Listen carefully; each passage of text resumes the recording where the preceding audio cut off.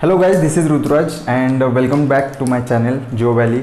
सो बहुत दिनों के बाद मैं आज वीडियो बना रहा हूँ क्योंकि कल ही महाराष्ट्र गवर्नमेंट का एग्ज़ाम हुआ था और अर्थ साइंस, अर्थ एटमॉस्फेयर और प्लानिटरी साइंस हमारा जो पेपर होता है वो काफ़ी इस बार लास्ट ईयर के कंपैरिजन में थोड़ा इजी था।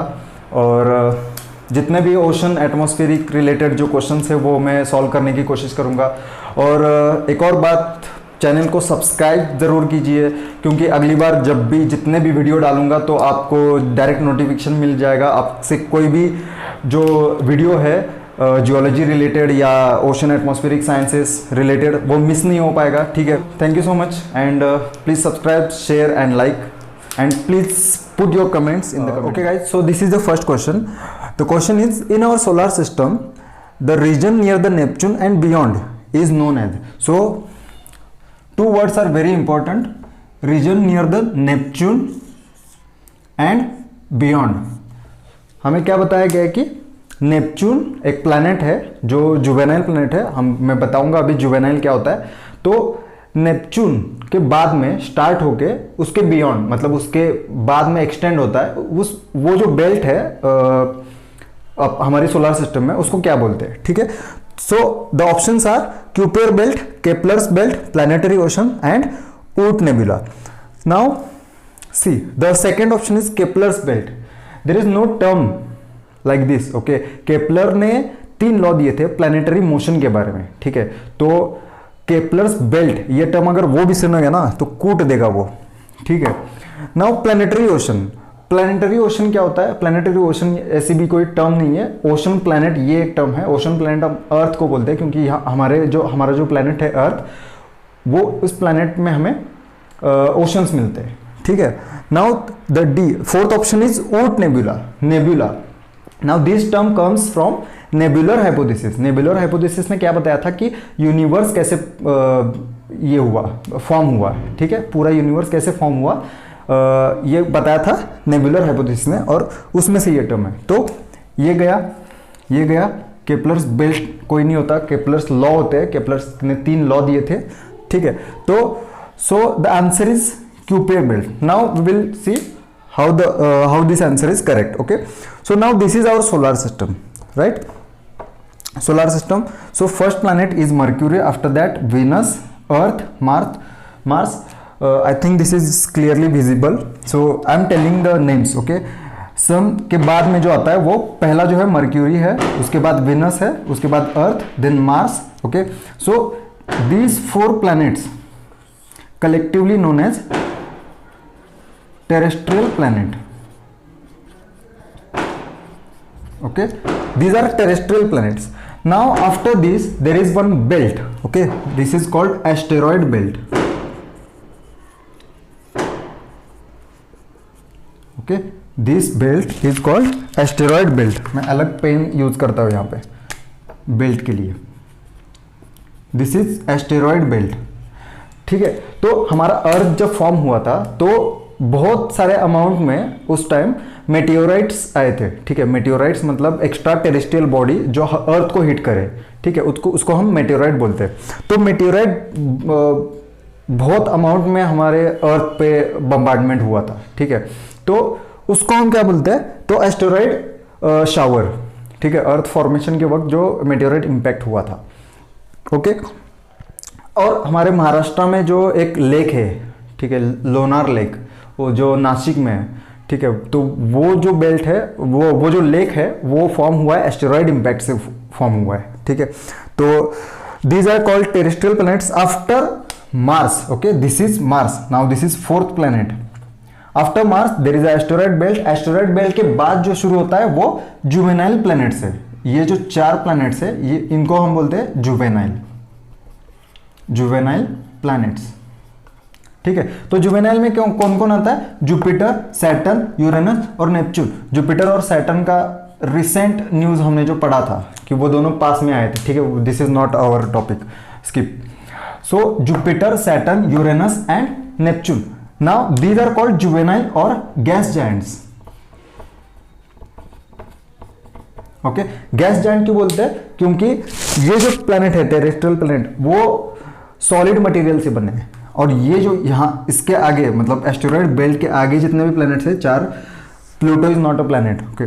सो ये 4 जो प्लैनेट्स है वो बने हैं गैसेस से, okay. Major component is gas. So ठीक है, तो क्वेश्चन क्या है हमारा कि नेपच्यून के बाद जो आता है वो कौन सा है? तो this is our Kuiper belt, okay. So Neptune के बाद स्टार्ट होता है क्यूपियर बेल्ट, और क्यूपियर बेल्ट में क्या होता है?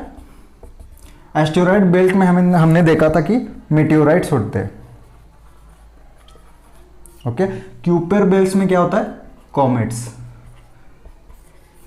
वो ऐसे एक टूटता तारा वगैरह बोलते हैं ना, जिसको टेल होती है, ठीक है, टेल होती है, तो उसको बोलते हैं हम कॉमेट्स। तो कॉमेट्स जो है वो क्यूपियर बेल्ट में होते हैं, और क्यूपियर बेल्ट जो है वो after Neptune starts just after Neptune and extend beyond up to 50 angstrom unit. Now what is angstrom unit? Angstrom unit is the unit used to measure distance of any planet from the sun.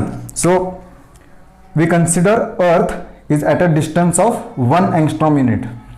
So according to this, हम Earth को जो है वो reference मान के हम count करते हैं. This is 50 angstrom unit. Now 50 angstrom unit इसका मतलब क्या है? तो एक 50 इंटू अर्थ का जो डिस्टेंस है सन से, तो उसके 50 टाइम्स ज्यादा डिस्टेंस पे ये क्यूपियर बेल्ट जो है. Move to next one. Third question is near the equator north east trade winds and north east trade winds converge with south east trade winds along the boundary is called. Okay, so we know this is the earth, this is our equator. So we know this is our tropical area, right? 30 degree north to 30 degree south. This is our tropical area. Okay, so what is the question? Northeast trade winds. Okay, now trade wind हम किसको बोलते हैं? तो इस belt में अब north east क्यों लिखा है? क्योंकि वो नॉर्थ ईस्ट से आ रहे हैं, ठीक है. उनका सोर्स जो है वो नॉर्थ ईस्ट है, नॉर्थ ईस्ट से ओरिजिनेट होके आ रहे हैं, ठीक है. तो this is the north east direction. North east से कहाँ आ रहे? साउथ वेस्ट की तरफ आ रहे, right. This is north south east west. So north east से साउथ वेस्ट की तरफ आ रहे ये, ठीक है. और south east trade winds, south east मतलब साउथ ईस्ट से आ रहे हैं, south east. This is south east, south east से जा रहे हैं वो नॉर्थ वेस्ट की तरफ, ठीक है. These are okay. So question में क्या पूछ रखा है तो उस पर हम कॉन्सेंट्रेट करते हैं, ठीक है. बाकी के जो दो पार्ट्स है इसको बोलते हैं हम ट्रॉपिक. ये है हमारा सब tropical area and this is polar area. Okay, so हमें अभी कॉन्सेंट्रेट कहाँ करना है? ट्रॉपिक्स में, ठीक है. तो ये जो है वो मिटा देता हूं मैं. अभी क्या बच गया हमारे पास? ट्रॉपिकल एरिया बच गया. तो ट्रॉपिकल एरिया जहां पे नॉर्थ ईस्ट ट्रेड विंड्स और साउथ ईस्ट ट्रेड विंड जहां पे कॉन्वर्ज करते हैं उसको क्या बोलते हैं हम? ये जो एरिया है इक्वेटर का, ठीक है, इसको क्या बोलते हैं? Inter tropical convergent zone. Okay, so this is the correct answer for this question. Now सब ट्रॉपिकल कन्वर्जेंट जोन क्या था? यहां पे जो मैंने निकाला था ये था 60 डिग्री साउथ. तो ये हो गया सब ट्रॉपिकल कन्वर्जेंट जोन, राइट. अगर सब ट्रॉपिकल कन्वर्जेंट जोन पूछा होता तो हमारा आंसर क्या होता कि कन्वर्जेंस तो हो रहा है, लेकिन किसका कन्वर्जेंस हो रहा है? यहां पे अभी क्या होगा? नॉर्थ वेस्ट विंड्स, और यहां पे यहां से कौन से आ रहे? पोल की तरफ से. Okay, this is south pole की तरफ से कौन से आ रहे? South east, right. South east की ओर से ये जा रहे हैं नॉर्थ वेस्ट की तरफ, और ये कहां से आ रहे? नॉर्थ वेस्ट की तरफ से आ रहे साउथ ईस्ट की तरफ, ठीक है. सो this is the convergence. If they would have asked about the subtropical convergence zone. Okay, so polar convergence zone and extratropical convergence zone are related to these all these terms. Okay, so now this question, the answer for this question is intertropical convergence. So move to the next question. Global mean pressure at the surface of the earth, or we can say mean sea level. Okay, MSL. MSL पे जो pressure होता है, sorry मैं unit लिखना भूल गया, millibar है ये सब. Okay, so always remember the mean pressure at the surface of the earth or mean sea level is 1013 millibar. Okay, it's not 1000 millibar, remember, or we can say 1 atmosphere. Okay, 1 atmosphere is nothing but 1013 millibars. Okay, so this. Okay guys, so next question is very interesting because they have given two similar kind of question and options for both the questions are same. So the first question is, in the polar region the net radiation throughout the year is, and the second question is, in the tropics the net radiation throughout the year is. So we have to compare the net radiation. Net radiation what? Net radiation का मतलब ये है कि heat, so temperature distribution of temperature on the earth surface. Okay, so this is our earth. Okay, so and just consider this is as sun. Okay, sun है, ये अर्थ है, ये हमारा इक्वेटर है, और हमें पता है कि अर्थ की जो एक्सिस है वो टिल्ट है, तो इक्वेटर हमारा ऐसा बनेगा क्योंकि पोल को परपेंडिकुलर होता है इक्वेटर. तो इक्वेटर, ठीक है, तो ये है हमारा 23.5, ये है 23.5 नॉर्थ, ये साउथ वाला. ठीक है, तो नेट रेडिएशन जो है, अर्थ जो है वो अर्थ सन के अराउंड रिवॉल्व करती है. ओके, अर्थ जो रिवॉल्यूशन करती है सन के अराउंड, तो उस अर्थ सन के जो परपेंडिकुलर जो रेज होते हैं, परपेंडिकुलर मतलब डायरेक्ट रे जो गिरता है उसमें अर्थ पे, तो वो क्या होता है, मैक्सिमम यहां तक आ सकता है. ठीक है, डायरेक्ट रे, और नॉर्थ हेमिस्फीयर में कहां तक जा सकता है, इसमें. तो जब दिसंबर सोलिस्टिस होगा हमारा, अभी जो विंटर शुरू है हमारे यहाँ, तो अब क्या होता है इन दिनों में, तो अर्थ का डायरेक्ट रे, परपेंडिकुलर रे जो है वो 23.5 साउथ पे गिरता है. ठीक है, और जब हमारा समर सोलिस्टिस आ जाता है, तो समर सोलिस्टिस में क्या होता है, तो अर्थ का डायरेक्ट रे यहां पर गिरता है. ठीक है, तो यही वो एरिया है जिसमें सबसे ज्यादा अर्थ सन से अर्थ को टेम्परेचर मिलता है. ठीक है, सबसे ज्यादा through out the year net temperature अगर हम कैलकुलेट करें तो सबसे ज्यादा जो हीट है वो हमें इस एरिया में मिलती है. ठीक है, तो हमें क्वेश्चन क्या पूछा है, तो इन पोलर रीजन और in tropics there are two terms, tropics and polar region. Okay, so I use the different colour.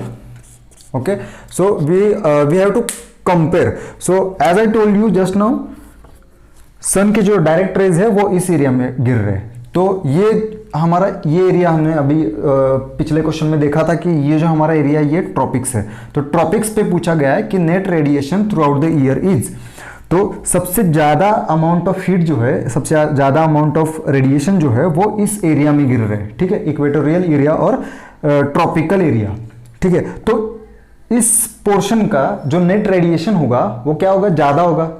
ठीक है, अब पॉजिटिव और निगेटिव डिपेंड किस पे करता है कि जितना आया है सन से, जितना हीट मिला है उससे कम रेडिएट हुआ है इस एरिया से.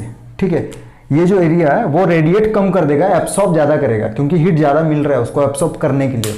लेकिन अगर हम पोलर की बात करें, ठीक है, पोल सन से बहुत दूर है. ठीक है, और डायरेक्ट रेज नहीं मिलते उसको, पोल जो एरिया है पोलर एरिया, उसको डायरेक्ट सन के रेज नहीं मिलते. तो ये क्या करेगा, बहुत ज्यादा डिस्टेंस ट्रैवल करके और लो एंगल पे जाएगा. ठीक है, तो जितना लो एंगल पे जाएगा उतना उसका ये क्या होगा, सोलर रेडिएशन फ्लक्स क्या होगा, वो कम रहेगा. तो मतलब इन शॉर्ट अगर बताना हो तो whatever amount of heat getting receiving by poles, the amount of re-radiation, okay, re-radiation मतलब जितना मिला है उससे ज़्यादा खुद का जो एनर्जी है वो अर्थ जो री-रेडिएट करता है उसको हम बोलते हैं कि अर्थ रेडिएशन इमिटेड बाय अर्थ, तो वो यहाँ पे ज़्यादा है, ठीक है। पोल पे क्या होगा, Earth radiations are more than solar flux, we can say, okay. So this is the condition at pole, so that is why we can say at poles we are getting less heat, okay, that is why it is negative. So in the polar region the net radiation throughout the year will be negative, and opposite to this, in the tropical area the net radiation throughout the year will be what, opposite to this is positive, right. So this is for tropical area and this is for polar area, okay. So these are the questions. The dry adiabatic lapse rate is, तो 4 value दिए हमें, तो first हम देखते हैं कि what is lapse rate. First we need to study lapse rate, okay. हमने second या थर्ड क्वेश्चन में देखा था कि ट्रोपोस्फियर जो है हमारा, ये मीन सी लेवल है, ट्रोपोस्फियर जो है वो 12 किलोमीटर है, ठीक है, दिस इज ट्रोपोस्फियर। और इसकी एक खासियत क्या है कि ऊपर जाएंगे तो टेम्परेचर घट जाएगा, और टेम्परेचर मैंने एक बताया था, वैल्यू एक बताया था नॉर्मल लैप्स रेट की, मतलब नॉर्मल वैल्यू एक बताई थी 6.5 degree Celsius per kilometre. Now this is normal lapse rate, normal, और we can say environmental lapse rate, okay. This is normal और environmental lapse rate. So lapse rate का मतलब समझ गए, लैप्स रेट का मतलब है ऊपर जाते जाते हम अगर सरफेस छोड़ के अगर ऊपर आसमान में जाएंगे तो जैसे जैसे हम ऊपर जाएंगे तो वैसे वैसे टेम्परेचर घटता चला जाएगा। तो लैप्स रेट क्या है कि पर किलोमीटर वो जो डिक्रीज अमाउंट है उसको हम लैप्स रेट बोलते हैं, ठीक है। तो ओके, सो 6.5 डिग्री सेल्सियस पर किलोमीटर, इसका मतलब क्या है, तो यहां से हम 1 किलोमीटर ऊपर जाएंगे, अगर यहां पे 25 डिग्री सेल्सियस टेम्परेचर है ऑलरेडी, तो 6.5 से कम होगा, सही है। तो 6.5 यहां से, इसमें से 6.5 कितना होता है, 18.5, राइट, और 19.5 व्हाटएवर। सो 6.5 हमें उसमें से माइनस करना है, ठीक है। तो this is called lapse rate. Now 2-3 values है वो लिख लो। Normal lapse rate is 6.5 degree Celsius per kilometre. Wet adiabatic lapse rate. Now wet का मतलब क्या है, वो जो एयर है, एयर कॉलम जो है, मतलब 12 किलोमीटर और सरफेस का बीच में जो एयर कॉलम है वो क्या है, सैचुरेटेड है। वेट का मतलब क्या है, वाटर वेपर है उसमें प्रेजेंट है, तो ये क्या होगा, इसमें इससे थोड़ा सा कम रहेगा, क्योंकि वाटर वेपर क्या करता है कि एयर मॉलिक्यूल्स, मतलब विदाउट वाटर वेपर जो एयर मॉलिक्यूल्स है उसका टेम्परेचर बहुत ज़्यादा रहता है, तो ये क्या करता है, वेट करके उसका टेम्परेचर थोड़ा सा कम रहता है। तो ये अराउंड 4, वी कैन नॉट से 6, 4, around 4 degree Celsius per kilometre, okay. ये वैल्यू नोट कर लो, एग्जाम में पूछा जाएगा तो ऐसे नहीं पूछा जाएगा कि 6.5 डिग्री है, लेकिन ये वैल्यू बहुत कॉमन है और ये क्वेश्चन जो है वो बहुत सारे एग्जाम में पूछा जाता है, ठीक है। और तीसरा, फर्स्ट, सेकंड और थर्ड कंसेप्ट है dry adiabatic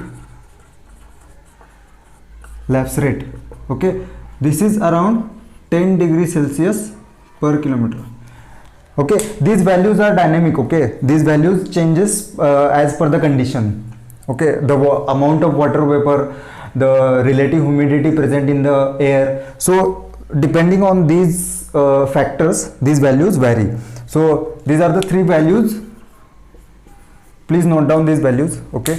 So these are the standard, we cannot say standard because these are dynamic changes accordingly, so that is why our answer is यहाँ पे क्या पूछा है, ड्राई एडियाबेटिक लैप्स रेट। सो dry adiabatic lapse rate हमारा कितना है, 10 degree. 10 degree के आसपास कौन सा है इसमें से, 9.8। So this is our answer. The next question is very interesting. This is based on Indian monsoon. So the question is easterly jet stream over Indian peninsular region is observed during the, तो there are two types of jet streams, okay,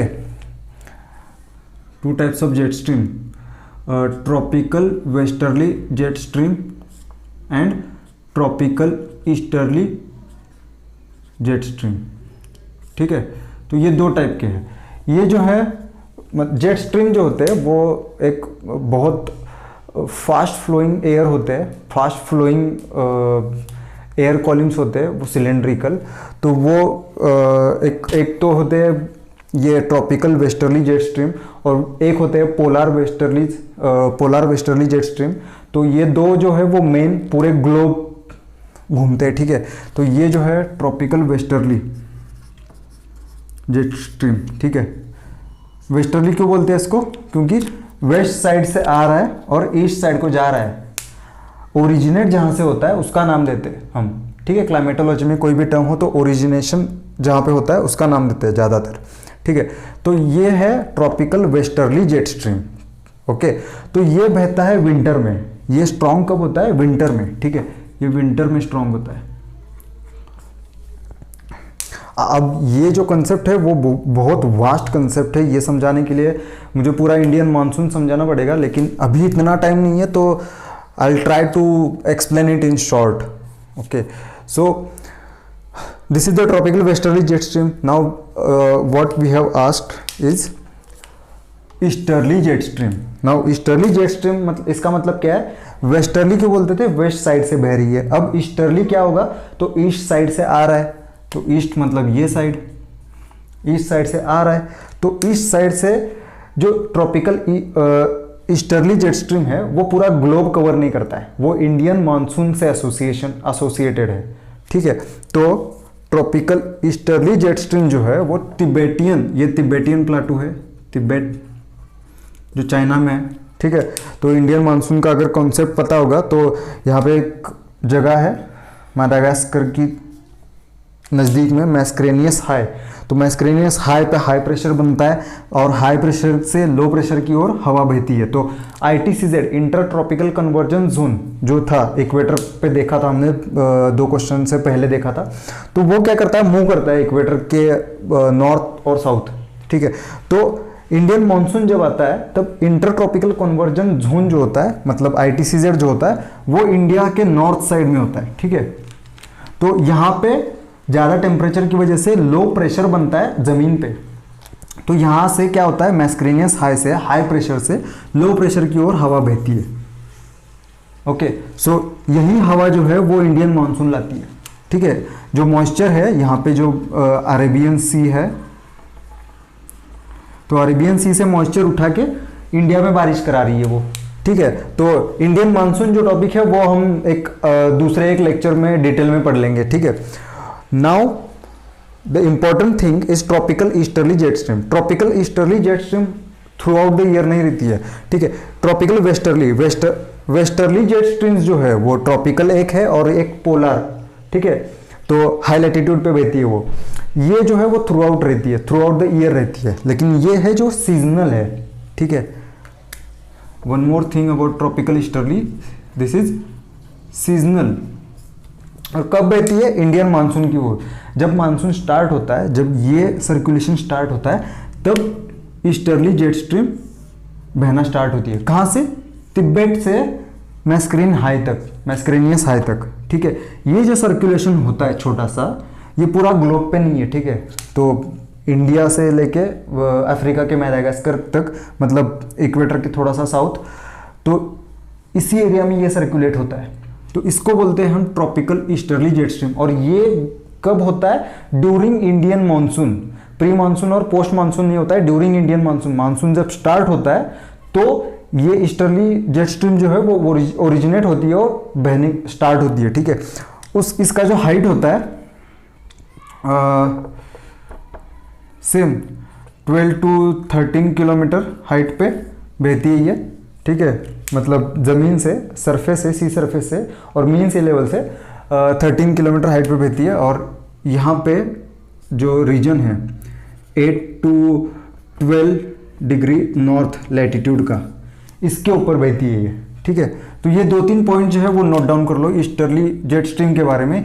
this is seasonal, 8 to 12 kilometre north India के ऊपर बहती है, ठीक है। मतलब बह तो इतना सारा रही है, लेकिन इंडिया के कॉन्टिनेंट के ऊपर जितना पोर्शन कवर कर रही है वो ये है 8 to 12 डिग्री नॉर्थ लैटिट्यूड।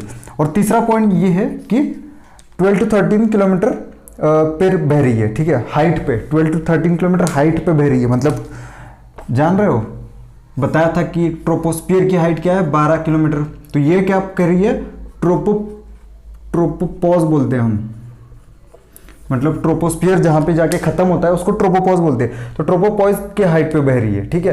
तो अल्टीमेटली हमारा आंसर क्या हुआ यहाँ पे, सो the answer is south west monsoon season.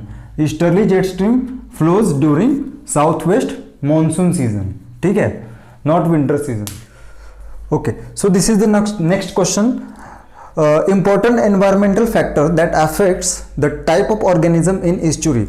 Now in this question we have to consider the various parameters that are affecting the organisms that are living in that environment. Okay, so इसमें हम क्या देखेंगे, अपन क्या करेंगे कि ऐसा factor ढूंढना है जो estuary में, ठीक है, हमारा टारगेट क्या है, टारगेट पॉइंट जो है वो estuary है।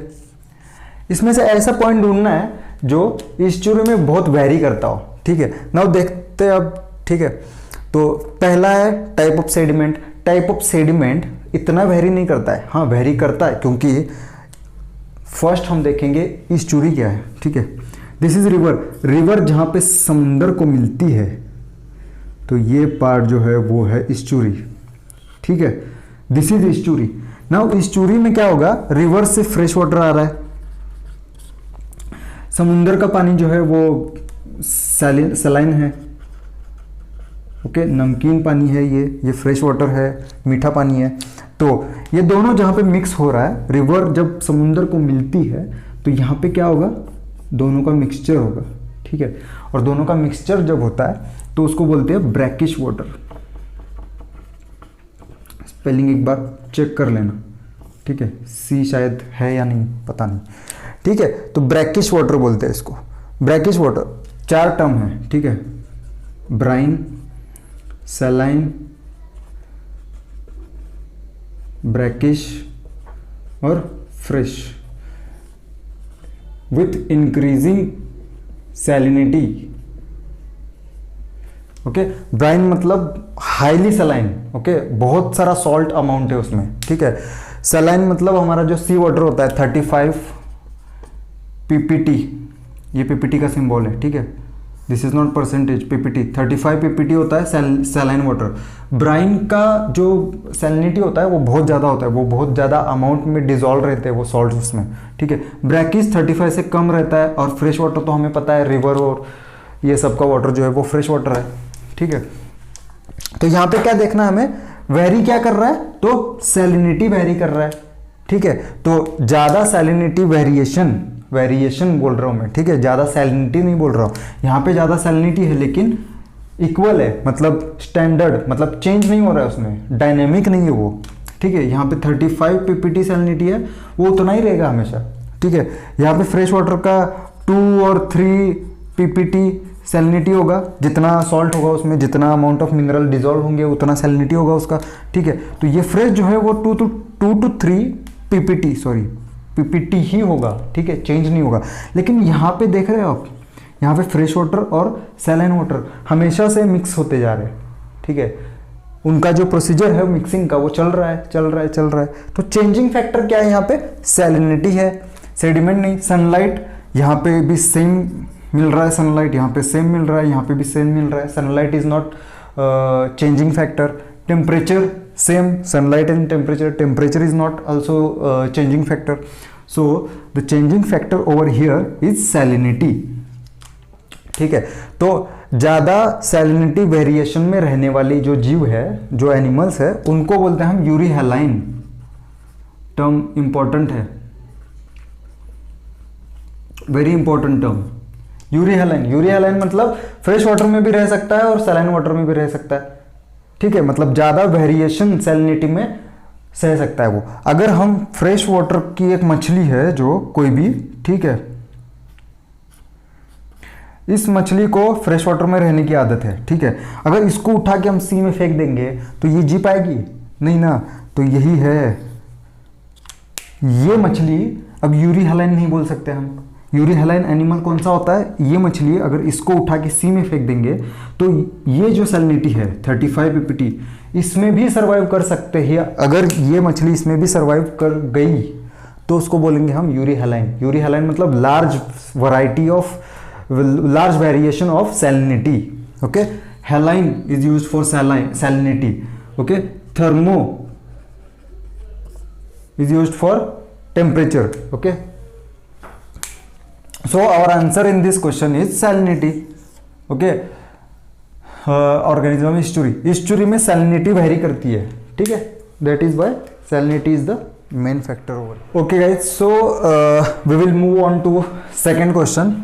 So the question is condition favorable for formation of fog. Now we will focus on fog. Now what is fog?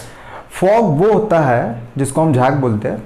तो fog वो होता है, fog को एक दूसरा नाम भी है लो लेवल क्लाउड्स बोलते हैं हम, ठीक है। तो आसमान में जो क्लाउड्स फॉर्म होते हैं तो वही क्लाउड अगर ज़मीन पे फॉर्म हो रहा है तो उसको हम फॉग बोल सकते हैं, ठीक है। तो फॉग कैसे फॉर्म होता है, फॉग फॉर्मेशन के लिए कुछ कंडीशंस है। तो यहाँ पे जो ऑप्शन में दिया है तो वो कंडीशन से ही दिए है, तो एक हम डिस्कस करेंगे, ठीक है। Where is my duster? Okay, so now 4 terms are given. Okay, RH is relative humidity.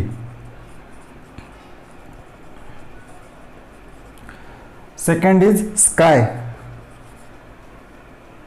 then winds, and then atmosphere. Okay, so we will discuss each and every term. Now relative humidity is this is the ratio of saturated water vapour pressure, sorry water vapour pressure, जो present water vapour pressure है, divide by saturation water vapour pressure into 100. So relative humidity is expressed always in percentage, that is why we are taking it into 100.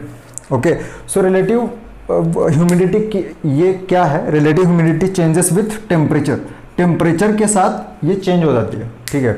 तो relative humidity क्या है कि यहाँ पे दिया है वाटर वेपर प्रेशर, तो वाटर वेपर का प्रेशर एक पार्सल, एयर पार्सल हमने अगर कंसिडर किया तो वो जो एयर पार्सल है उसमें वाटर वेपर का प्रेजेंट अमाउंट कितना है, ठीक है।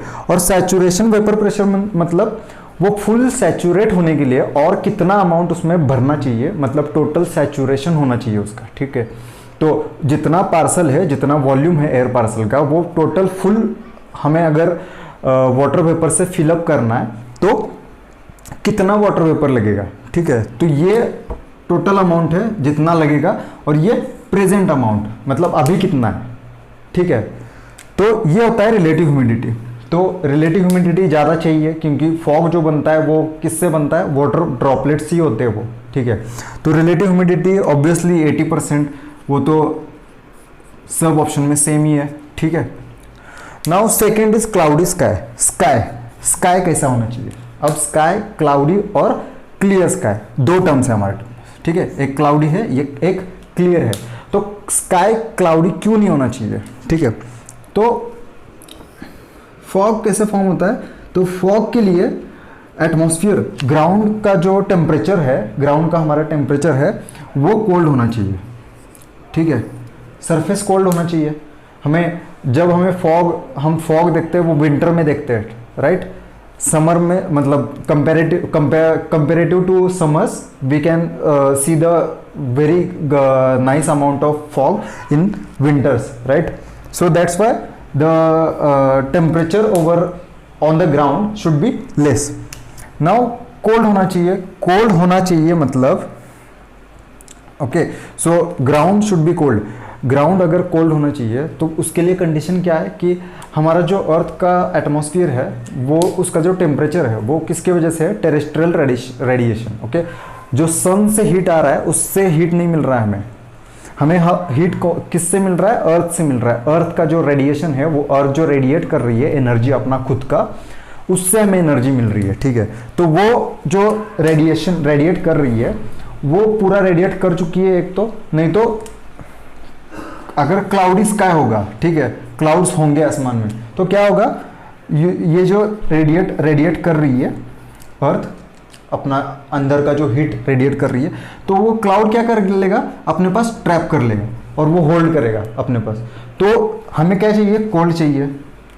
तो क्लाउड ने क्या किया, अपने पास हीट जो रेडिएशन है, अर्थ का जो रेडिएशन है वो अपने पास ही रख दिया, इसलिए इफेक्ट क्या हो गया, तो क्लाउड का जो हीट, क्लाउड से जो हीट बन गया यहाँ पे, तो इससे यहाँ का कोल्ड टेम्परेचर जो था वो वार्म बन गया, ठीक है। यहाँ पे हम फॉग फॉर्म नहीं हो सकता है, क्योंकि अगर ये वार्म बन गया तो रिलेटिव ह्यूमिडिटी का जो अमाउंट है वो कम हो जाएगा, क्योंकि मैंने बताया था कि टेम्परेचर पे डिपेंड है relative humidity, right.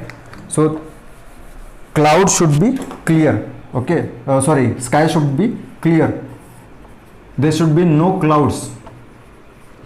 Clear sky का मतलब क्या है, no clouds, without clouds, क्योंकि रेडिएशन जो आ रहा है वो पूरे आसमान में निकल जानी चाहिए। क्लाउड ने जो एब्जॉर्ब करने की कैपेसिटी है वो बहुत होती है, तो वो नहीं होना चाहिए, ठीक है, फॉग फॉर्मेशन की। विंड्स, नाउ विंड्स जो है वो काम होने चाहिए, लाइट होने चाहिए। लाइट और काम एक ही है, मतलब फास्ट विंड नहीं होनी चाहिए। फास्ट विंड होगा तो क्या होगा, इवेपोरेशन ज़्यादा होता है। अब ये क्यों होता है वो उसका एक वीडियो मैं अलग से बनाऊंगा, ठीक है।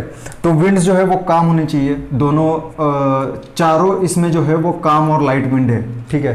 तो चारों ऑप्शन यहाँ पे बराबर सही है, ओके। रिलेटिव ह्यूमिडिटी सेम है और ये चारों सेम दिया है, ठीक है। यहाँ पे डिफरेंस क्या है, ये क्लाउडी और क्लियर दो ऑप्शन में। अब लास्ट आता है एटमॉस्फेयर, स्टेबल और unstable. Now what are these two terms. Stable atmosphere क्या होता है, तो हमें पता है कि ट्रोपोस्फियर जो है हमारा, ट्रोपोस्फियर कितना है, 0, ये सी सरफेस है, मीन सी लेवल MSL, तो 12 किलोमीटर तक एटमॉस्फेयर हमारा जो है वो ट्रोपोस्फियर है। और ट्रोपोस्फियर का एक क्या होता है ट्रोपोस्फियर में, सो as we go up in the atmosphere the temperature decreases, right? so temperature यहाँ अगर 25 डिग्री सेल्सियस है तो डिक्रीज होके -50 -40 तक यहाँ पे चला जाता है, ठीक है, ट्रोपोस्फियर तक। तो अगर ये कंडीशन है, ठीक है, तो ऊपर जाते जाते हमारा टेम्परेचर कम हो रहा है, तो ये कंडीशन बताती है कि एटमॉस्फेयर अनस्टेबल है। क्योंकि देखो यहाँ पे अगर टेम्परेचर ज़्यादा है, हाई है, राइट, यहाँ पे -50 है, यहाँ पे +25 है, तो यहाँ पे टेम्परेचर ज़्यादा है। तो ज़्यादा टेम्परेचर अगर बन गया तो जैसे पानी उबलता है तो ज़्यादा टेम्परेचर वाली हवा क्या करेगी, अपने आप ऊपर जाएगी बायोंसी से, मतलब उसका वेट जो है वो कम हो जाएगा और वो अपने आप ऊपर जाएगी, ठीक है। तो एक कन्वेक्शन बन जाएगा, ठीक है, ये गर्म हवा ऊपर जाएगी और ये ठंडी हवा जो है वो नीचे आएगी, तो इसको बोलते हैं अनस्टेबल एटमॉस्फेयर, ठीक है। सो दिस इज अनस्टेबल। अगर ये हो जाएगा तो क्लाउड फॉर्म्स हो गए। क्लाउड्स का फॉर्मेशन कब होता है, जब अनस्टेबल एटमॉस्फेयर हो, जब ओशन के ऊपर अगर सन के हीट से इवेपोरेशन हो गया, इवेपोरेशन होके वो जो मॉइस्चर उठा लिया है हवा ने, वो मॉइस्चर क्या करेगा, वो मॉइस्चर अनस्टेबल की वजह से ऊपर लेके जाएगा और उसका क्लाउड बनाएगा। हमें क्लाउड नहीं चाहिए, हमें क्या चाहिए, फॉग बनाना है। तो फॉग बनाने के लिए क्लाउड नहीं चाहिए हमें, पहला ही नियम था हमारा, क्लाउड स्काई नहीं चाहिए, तो ये भी फेल हो गया। मतलब एटमॉस्फेयर कैसा चाहिए हमें, स्टेबल चाहिए। अब स्टेबल मतलब क्या कि यहाँ पे क्या कंडीशन है, यहाँ पे ज़्यादा टेम्परेचर, यहाँ पे कम टेम्परेचर है ऊपर, ठीक है। तो हमें ये कंडीशन चाहिए कि हमें ग्राउंड पे कम टेम्परेचर चाहिए, कम टेम्परेचर कब होता है? विंटर्स में। विंटर में नाइट में क्या होता है, तो दिन भर जो सन का रेडिएशन मिलता है हमें अर्थ को, वो ज़्यादा नहीं होता है, क्योंकि पता होगा आपको कंसेप्ट वो जब सोलेस्टिस का, ठीक है, दिसंबर सोलेस्टिस में हमारे यहाँ बहुत कम टेम्परेचर होता है, बहुत कम जो अर्थ जो है वो रेडिएशन एब्जॉर्ब करता है, तो टेम्परेचर कम है इसलिए लॉन्ग नाइट्स होते हैं। अभी विंटर शुरू है, ठीक है, तो नाइट्स जो है वो लॉन्ग होती है, अभी बहुत जल्दी अंधेरा हो जाता है बाहर, ठीक है, तो नाइट्स ज़्यादा लंबी है। तो ज़्यादा लंबी है, इसके कारण क्या होता है, तो अर्थ का रेडिएशन इमिट करने का रेट जो है वो ज़्यादा है, अमाउंट जो है वो ज़्यादा है। तो अर्थ अगर खुद की हीट रिलीज कर देगी तो खुद का टेम्परेचर क्या होगा, हीट रिलीज कर दिया, ठीक है, टेम्परेचर दे दिया आसमान को, तो खुद क्या हो गया, ठंडा पड़ गया, तो यहाँ पे ठंडा मिल गया हमें। So this is stable atmosphere. Now हमें क्या चाहिए, stable atmosphere. So option D is correct, that is okay. So this is our next question. So which subdivision of Maharashtra receives the highest amount of rainfall during southwest monsoon? Now we have to focus on southwest monsoon. Now we have already discussed what is southwest monsoon, okay, in short. So this is India and Maharashtra is present in this region, okay, so somewhat like this shape, okay. So as of we have discussed the southwest monsoon which comes from southwest direction. Now we have given the four options: Vidarbha, Madhya Maharashtra, Konkan and Marathwada. So हम क्या करेंगे अभी कि ये regions कहाँ, ये अगर पता नहीं है हमको तो ये क्वेश्चन जो है वो हम अटेम्प्ट नहीं कर सकते, ठीक है। तो विदर्भ जो है वो ईस्टर्न महाराष्ट्र जो है हमारा, ईस्टर्न महाराष्ट्र, ये रीजन जो है वो विदर्भा और महाराष्ट्र मराठवाड़ा और विदर्भ, ये जो दो रीजन्स है वो ईस्टर्न महाराष्ट्र साइड में है, ठीक है। दूसरा Madhya Maharashtra, Madhya Maharashtra is present in the middle of the Maharashtra, so this is our Madhya Maharashtra, okay. And the last is Konkan, Konkan is the coastal area, okay, all coastal area of the Maharashtra which is present on the western boundary of the India or as well as Maharashtra. So we can call this is the Konkan boundary. Now ये तो हमें पता चल गया कि कहाँ क्या है, कहाँ पर, ठीक है। तो ये क्वेश्चन सॉल्व करने के लिए हमें एक और कंसेप्ट पता होना चाहिए मॉनसून में, वो जो है types of precipitation, types of precipitation, okay. तो इसमें एक टाइप है जिसको बोलते हैं ओरोग्राफिक प्रेसिपिटेशन। अब ये क्या होता है, अगर ये महाराष्ट्र है, ठीक है, ये महाराष्ट्र है, तो यहाँ पे हमें पता है कि डेक्कन ट्रैप, ये फुल एरिया जो है वो डेक्कन ट्रैप का है, ठीक है। मैं अलग मार्कर यूज कर लेता हूँ यहाँ पे, तो this is the portion of Deccan Trap, okay, everything including Maharashtra. Now I am not marking inside of Maharashtra, okay. So अगर ये डेक्कन ट्रैप है तो यहाँ पे हमें पता है कि सी लेवल से जो हाइट होगी उसकी, जो लावा फ्लोज बने हैं उसकी हाइट जो है वो ज़्यादा होगी, ठीक है। तो ये सब घाट सेक्शन है यहाँ पे, ठीक है। ये जो कोंकण के बाद जो पूरा मतलब कोस्टल एरिया जो है, कोस्टल एरिया ऑफ महाराष्ट्र जो है, उसके बाद उसके ईस्ट साइड में जितना भी पोर्शन है वो ज़्यादा इलेवेशन पे होगा, ठीक है, मीन सी लेवल से ज़्यादा इलेवेशन पे होगा।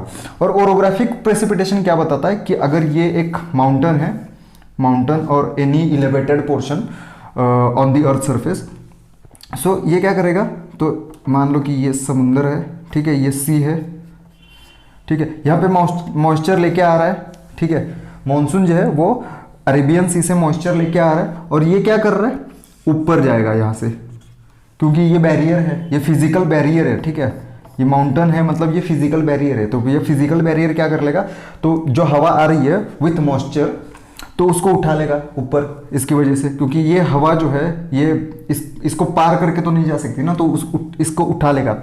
और हमें एक और कंसेप्ट पता है, जैसे जैसे हम ऊपर जाएंगे वैसे टेम्परेचर घटता जाता है ट्रोपोस्फियर में 12 किलोमीटर की हाइट तक, ठीक है। तो यहाँ पे क्या होगा, ये अगर ऊपर चला गया तो इसका क्या हो जाएगा, रिलेटिव ह्यूमिडिटी चेंज हो जाएगी क्योंकि टेम्परेचर चेंज हो गया। मैंने बताया था पिछले वीडियो में कि पिछले क्वेश्चन में कि relative humidity depends on temperature, और टेम्परेचर ऊपर जाते जाते घट जाता है, ठीक है। तो ऊपर जाते जाते अगर टेम्परेचर घट रहा है तो रिलेटिव ह्यूमिडिटी क्या हो जाएगा, बढ़ जाएगा, ठीक है।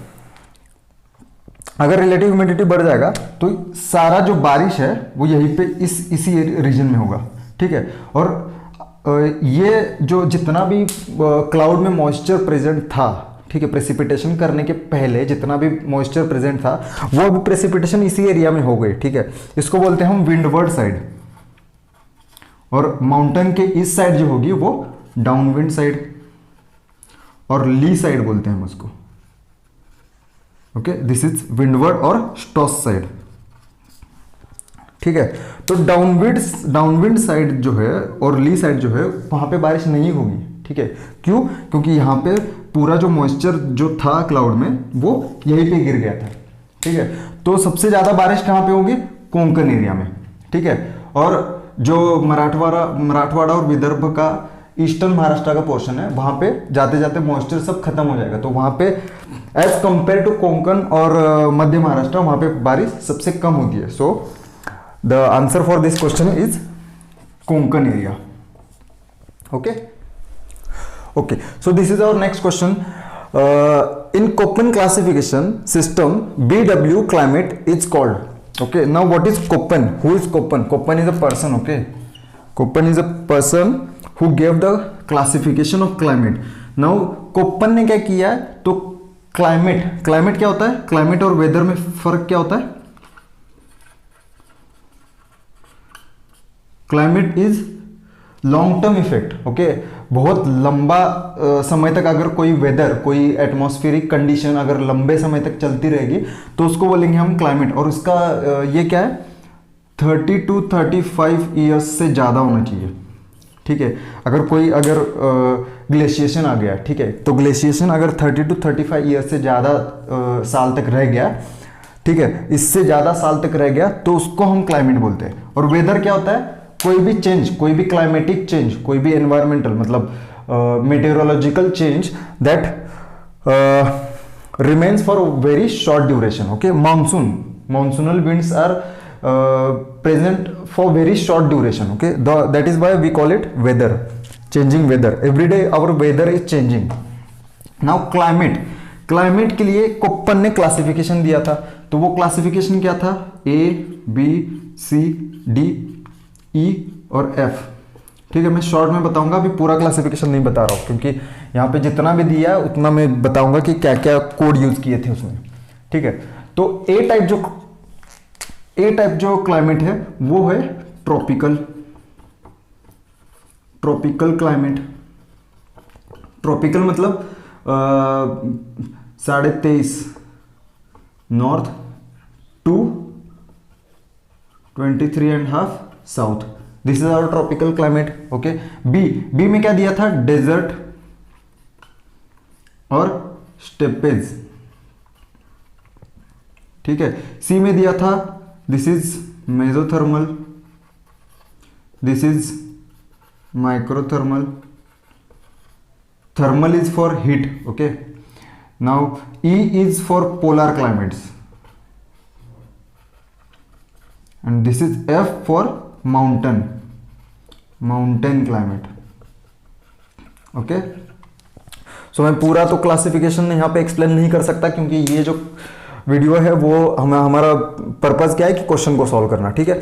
तो ये क्लासिफिकेशन दिया था कोप्पन ने, ABCDEF। तो ये 6 क्लास में कोप्पन जो है उसने ये सब डिवाइड किया था क्लाइमेट्स, ओके। तो हम यहाँ पे एक चीज देख सकते हैं कि as we go from A to F, ठीक है, our temperature is decreasing, okay. Tropical area is near to equator, so the temperature over here is very high, okay, always very high.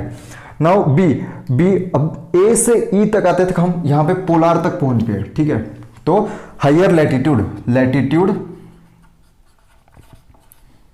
Increases, A to F, A to E बोल सकते हैं, ए to ई, ठीक है, ए to ई अगर हम जा रहे हैं तो यहाँ पे क्या हो रहा है कि लैटिट्यूड इंक्रीज हो रहा है। यहाँ पे 0 डिग्री लैटिट्यूड है, यहाँ पे 90 डिग्री, पोलर मतलब 90 डिग्री तक, 60 टू 90 बोल सकते हैं हम, पोलर रीजन है, ठीक है। तो ये सब चीज़ है, ठीक है। तो मॉनसूनल क्लाइमेट हमें कहाँ पे देखने के लिए मिलता है? तो monsoon is a typical tropical phenomena, okay. बहुत कम देशों में ये होता है और Indian monsoon is very dynamic in nature and ये जो इंडियन मानसून है हमारा, ये बहुत ही स्पेशल फिनोमेना है पूरे वर्ल्ड में, ठीक है। तो मानसून पे वीडियो हम किसी और लेक्चर में बनाएंगे, ठीक है। तो monsoon wet and dry, steppe पे एंड डेजर्ट। मानसून आता है एएम में, एएम, ठीक है, ट्रॉपिकल में आता है, एम मतलब मानसून। वेट एंड ड्राई, ऐसा कोई क्लाइमेट सिस्टम का क्लासिफिकेशन कोप्पन ने नहीं दिया था, ठीक है। दूसरा कोई क्लासिफिकेशन हो तो ये तो अभी इस क्वेश्चन में हमें कंसिडर करने की जरूरत नहीं है, क्योंकि कोप्पन ने जितना भी दिया था उसमें ये नहीं आता है, ठीक है। थर्ड है हमारा स्टेप पे, तो स्टेप पे के लिए बी है, ठीक है, this is the B, S for steppe पे, and desert is B, W is used for desert by Koppen. So the answer is, what is the answer? BW is desert, right? So this is our answer. Okay guys, so this is our next question. Now coral bleaching is caused by, okay, coral bleaching. इस topic पे already एक video मैंने बनाया हुआ है, मैं link description में दे दूंगा, ठीक है। वो जाके देख लेना से पहले, इस क्वेश्चन को देखने से पहले वो वीडियो देख लेना, पूरा का पूरा कंफ्यूजन दूर हो जाएगा और इसका आंसर तुम अपने आप दे जाओगे, ठीक है।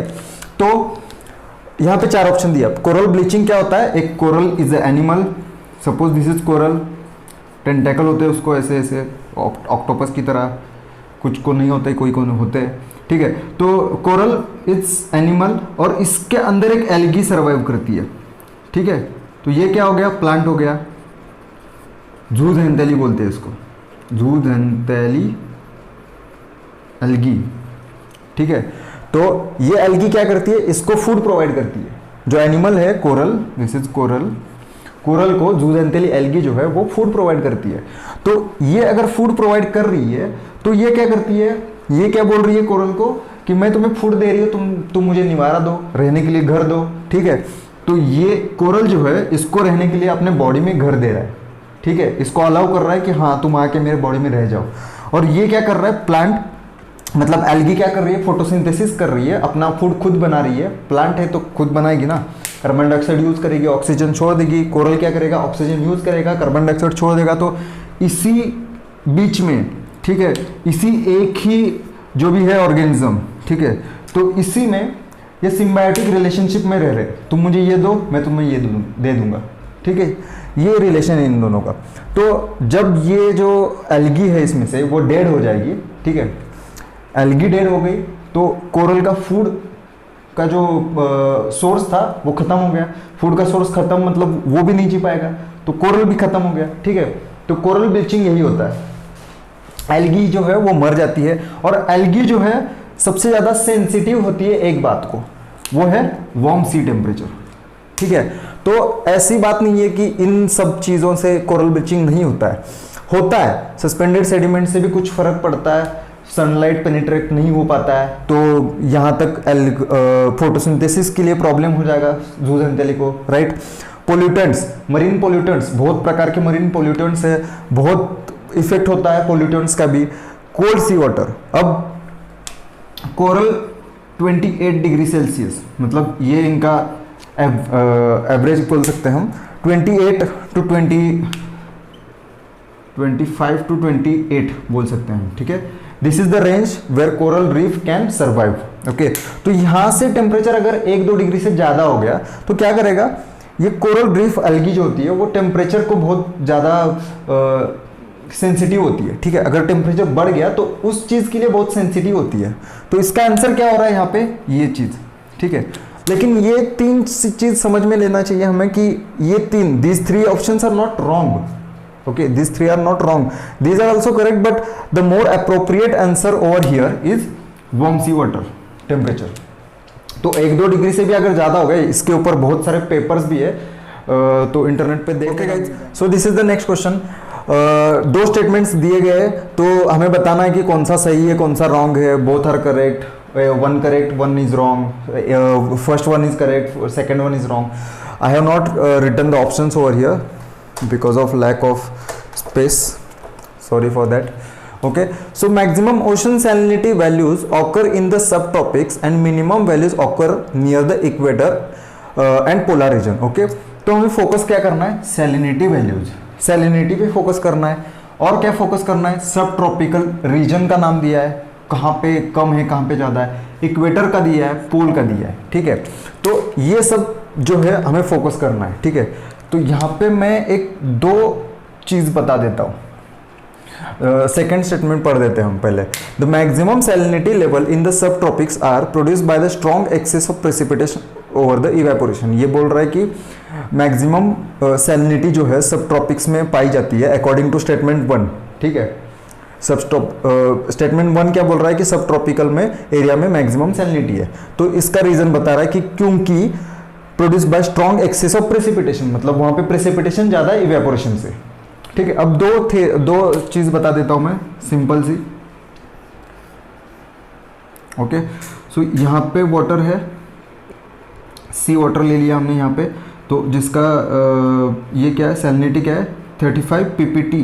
पीपीटी मतलब पार्ट्स पर 1000 होता है, मतलब 35 डिवाइडेड बाय 1000 ये होता है इसका मतलब। ठीक है, और यहाँ पे भी ये है, सी वाटर लिया 35 पीपीटी का। अब मान लो कि यहाँ पे इवेपोरेशन हो रहा है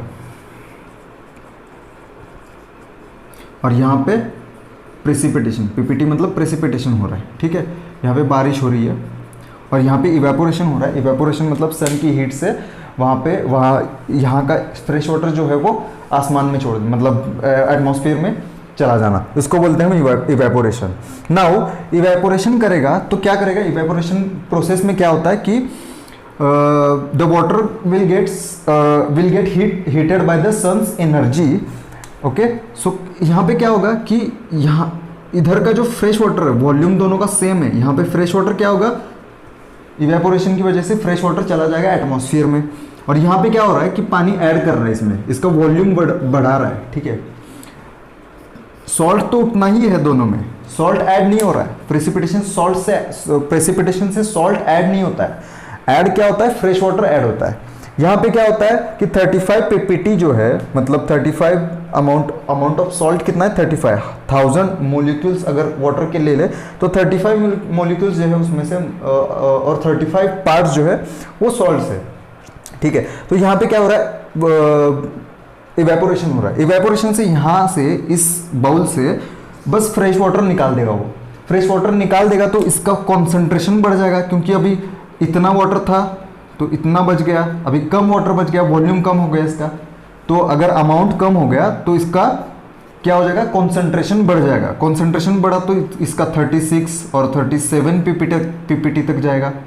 पीपीटी मतलब ये सिंबल यूज करते हैं। ठीक है, ठीक है, तो यहाँ पे क्या हो रहा है, सैलिनिटी बढ़ रहा है, और यहाँ पे क्या हो रहा है, इसके उल्टा अगर इसमें से अगर फ्रेश वाटर ऐड कर लो हम तो कॉन्सेंट्रेशन क्या हो गया, कम हो गया ना कॉन्सेंट्रेशन, क्योंकि सॉल्ट तो 35 ही है लेकिन फ्रेश वाटर और ऐड कर रहे हैं हम। ठीक है, अगर एक बाउल में सॉल्ट लिया और उसमें पानी घुला दिया और उसमें बाद में हम अगर फ्रेश वाटर ऐड कर रहे हैं, नॉर्मल वाटर जो है वो ऐड कर रहे हैं, तो वो कम नमकीन होगा ना उसके बाद। ठीक है, जो कप में पानी बाद में आएगा वो कम नमकीन होगा पहले के कंपैरिजन में। तो यहाँ पे क्या होगा, कॉन्सेंट्रेशन कम हो जाएगा, इसलिए 33 पीपीटी ले लेते। ठीक है, तो यहाँ पे सैलिनिटी क्या हो गई, कम हो गई सैलिनिटी। तो ये चीज़ समझना बहुत इंपॉर्टेंट है इस क्वेश्चन के लिए। ठीक है, तो इवेपोरेशन से सैलिनिटी बढ़ जाती है और प्रेसिपिटेशन से, मतलब जो ओशन बॉडी है उसमें अगर प्रेसिपिटेशन हो गया, फ्रेश वाटर ऐड हो गया तो सैलिनिटी कम हो जाती है। ठीक है, तो ये दिमाग में रखना अच्छे से। अब आते हैं हमारे रीजन्स की ओर। तो यहाँ पे क्या दिया है कि सब ट्रॉपिक्स और इक्वेटर पे ज़्यादा। ठीक है, तो ये हमारा है equator region, 0 degree latitude. This is our 23.5 this is 66.5. okay, this is our tropical area, this is subtropics. तो हमें पता है कि सन का जो एनर्जी है वो ट्रॉपिकल एरिया में ज़्यादा मिलता है हमें. मान लो कि ये भी है, ये साउथ, ये सदर्न हेमिस्फीयर है, ये नॉर्दर्न हेमिस्फीयर है. ठीक है, तो ट्रॉपिकल एरिया में हमें क्या मिलता है, सन का एनर्जी ज़्यादा हो रहा है. तो यहाँ पे क्या होगा, ज़्यादा इवेपोरेशन होगा. इवेपोरेशन ज़्यादा मतलब यहाँ पे सॉल्ट ज़्यादा अमाउंट में है. मतलब अभी हमने देखा था जहाँ पे इवेपोरेशन हो रहा था वहाँ पे कॉन्सेंट्रेशन बढ़ रहा था और सॉल्टी मतलब ज़्यादा सैलिनिटी बढ़ रही थी उसकी. ठीक है, तो इस एरिया में सैलिनिटी बढ़ जाएगी. अब हमें क्या दिया कि salinity, maximum salinity values are in sub tropics. अब सब ट्रॉपिक्स में क्या होता है, प्रेसिपिटेशन ज़्यादा होता है, सनलाइट मतलब सनलाइट जो है वो, सन रेज जो है वो कम पहुंच पाते हैं इस रीजन में. ठीक है, और ये हाई प्रेशर बेल्ट माना जाता है. हाई प्रेशर मतलब वहाँ पे सबसाइड होती है एयर.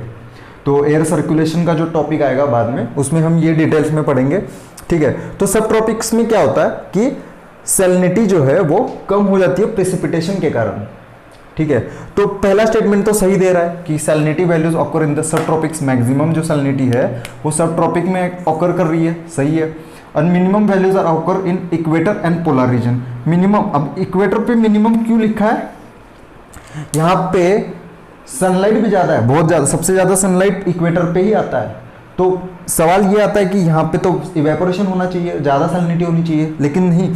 यहाँ पे क्या होता है, इवेपोरेशन होता है मतलब क्लाउड फॉर्मेशन भी हो रहा है. क्लाउड फॉर्मेशन से पूरे ग्लोब में इक्वेटर पे सबसे ज़्यादा क्लाउड्स दिखते हैं. ठीक है, सबसे ज़्यादा प्रेसिपिटेशन जो होता है वो इक्वेटर पे होता है. इसीलिए ये इक्वेटर पे जो है वो मिनिमम वैल्यू दिखा रहा है. ठीक है, सैलिनिटी कम हो जा रही है, फ्रेश वाटर ऐड हो रहा है बहुत ज़्यादा. ठीक है, तो इक्वेटोरियल रीजन जो है इसको छोड़ के जो पूरा ट्रॉपिक्स है उसमें हम बोल सकते हैं कि सैलिनिटी जो है वो ज़्यादा है. ठीक है, कम है as compare to this. Okay, यहाँ पे क्या होगा, सैलिनिटी कम हो जाएगा. इक्वेटर के एरिया में सैलिनिटी कम हो जाएगा क्योंकि फ्रेश वाटर ज़्यादा हो रहा है प्रेसिपिटेशन के कारण. यहाँ पे प्रेसिपिटेशन ज़्यादा है. ठीक है, तो पहला स्टेटमेंट तो सही है. और पोलर रीजन में भी ज़्यादा प्रेसिपिटेशन होता है क्योंकि सन रेज तो वहाँ तक पहुँच ही नहीं पाते ज़्यादा. ठीक है, तो ये रीजन है उसका. अब ये सेकंड स्टेटमेंट ये कह रहा है कि the maximum salinity level in the सब tropics are produced by the strong excess of precipitation over evaporation. ये बोल रहा है कि सब ट्रॉपिक्स में जो मैक्सिमम वैल्यू दिखा रहा है सैलिनिटी के, सैलिनिटी यहाँ पे ज़्यादा है. ठीक है, this is for greater. Okay, ज़्यादा सैलिनिटी जो दिखा रहा है ये किसकी वजह से, एक्सेस ऑफ प्रेसिपिटेशन, प्रेसिपिटेशन ज़्यादा हो रहा है बोल रहा है. तो हमने अभी देखा था इस डायग्राम से पहले, डायग्राम जो निकाली थी इसमें देखा था कि प्रेसिपिटेशन से सैलिनिटी कम हो जाती है. तो यहाँ तो ज़्यादा दिखा रहा है, तो सेकंड स्टेटमेंट इज रॉन्ग. सही है, तो फर्स्ट स्टेटमेंट इज सही, first statement is correct, second is wrong. Okay guys, so thank you for watching my video and please share this video with your other friends. So sharing is care और sharing से ज्ञान भी बढ़ता है. ये किसी philosopher ने कहा था, तो फिलोसफी का इतना स्टडी नहीं है मेरा अच्छा, इसलिए तो सब्सक्राइब ज़रूर कर देना चैनल को, क्योंकि अगर नेक्स्ट टाइम जब भी मैं वीडियो अपलोड करूंगा तो आपको नोटिफिकेशन आ जाएगी, नहीं तो आपके मेन जो पेज होता है उस पर आ जाएगी. कोई भी वीडियो आपसे मिस नहीं हो जाएगा. ठीक है, तो इसके बाद मैं लगातार अभी पूरा सेट, महाराष्ट्र सेट का जो है वो धीरे धीरे करके वो कवर करूंगा, ये जो पेपर हुआ था. ठीक है, तो ये जो क्वेश्चंस थे वो एटमॉस्फेयर और ओशन के रिलेटेड थे, और कोई एक दो क्वेश्चन प्लानिटरी रिलेटेड था, प्लानिटरी साइंसेस के रिलेटेड. ठीक है, so thanks again for watching this video.